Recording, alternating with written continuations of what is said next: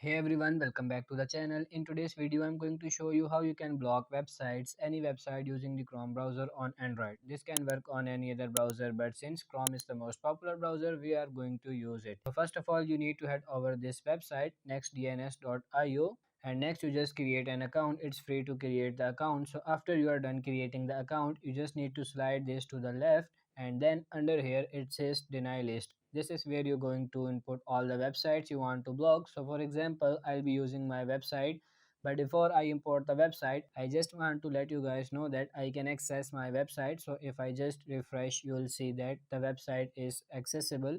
So now I'm going to head back here and then I'll import my website. So after you have typed the website you want to block, tap on this to apply it, and it has been applied. So next you want to head back to the setup tab over here, and then you want to scroll down and you see this address here. You are going to apply it to your device. So just copy it and then head over to your phone settings and search for DNS.